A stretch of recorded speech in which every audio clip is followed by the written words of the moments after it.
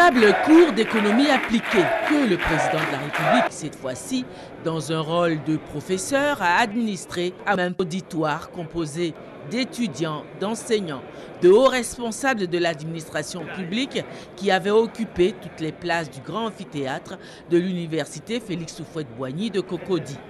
Quelle responsabilité des économistes dans le développement de la Côte d'Ivoire? Tel était le thème de ce cours inaugural que le président de la République a volontiers accepté de prononcer.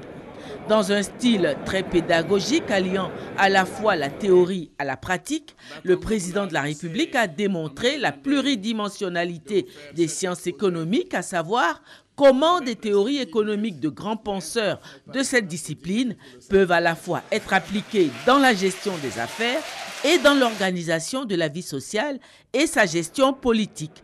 Extrait de ce cours inaugural. Je vais surtout vous parler du travail des réflexions de deux grands économistes, David Ricardo et Harry Johnson. Ensuite, vous parler de la contribution qu'ils ont eue en matière d'ouverture et de coopération, car c'était cela le fond de leur pensée. Et j'en profiterai pour vous dire combien c'est important d'aller de ces thèmes à l'intégration et à l'harmonie sociale dans une société. Et dans ce cadre, vous parlez de transparence et de bonne gouvernance, et bien entendu, comment cela doit s'appliquer à notre stratégie économique ici, pour le développement de la Côte d'Ivoire. Mais puisque je suis en face, bien sûr, de têtes couronnées, de professeurs, d'ambassadeurs, mais surtout d'étudiants, je voudrais vous parler aussi du futur, surtout des opportunités qui s'offrent à vous.